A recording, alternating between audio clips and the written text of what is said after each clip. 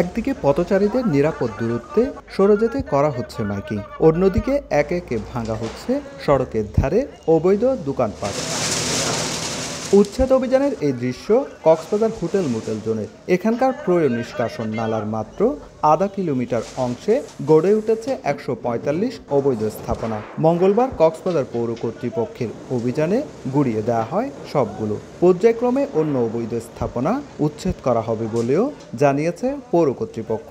90% জায়গায় স্থাপনা রয়েছে, অবৈধ স্থাপনা রয়েছে, আমরা সবগুলো উচ্ছেদ করব। সেখানে কোনো প্রকার ছাড় দেওয়া হবে না, কালো চেহারা দেখে আমরা চলে যাব না।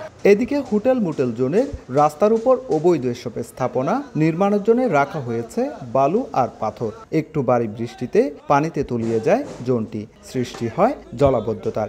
এতে হোটেলে আটকা পড়ার পাশাপাশি চরম ভোগান্তিতে পড়তে হয় পর্যটকদের। ফুটপাত দখল হয়ে গেছে, রাস্তাগুলো অনেক সরু হয়ে গেছে। এখানে হালকা বৃষ্টি হলে কোমরের উপর পানি উঠে যায়। এটা একটা টুরিস্ট স্পট, এটা হওয়া উচিত ছিল আরো পরিষ্কার পরিচ্ছন্ন, যাতে পানিগুলো যাতে ঠিকভাবে যেতে পারে। এখন জন্ম সনদ দিয়ে খোলো বিকাশ স্টুডেন্ট অ্যাকাউন্ট, নিজের বিকাশ নিজে কর।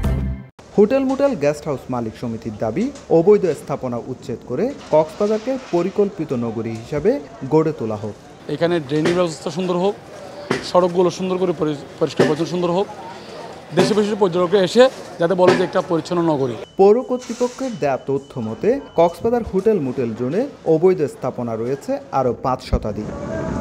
পর্যটন নগরী কক্সবাজারের হোটেল মোটেল জোনে রয়েছে ৫.৫ শতাধিক হোটেল মোটেল রিসোর্ট ও গেস্ট হাউস। আর প্রতিটি স্থাপনার পাশেই গড়ে উঠেছে অবৈধ স্থাপনা। অবশেষে এই অবৈধ স্থাপনা উচ্ছেদে মাঠে নেমেছে কক্সবাজার পৌরসভা। সুজাউদ্দিন রুবেল, সময় সংবাদ, কক্সবাজার।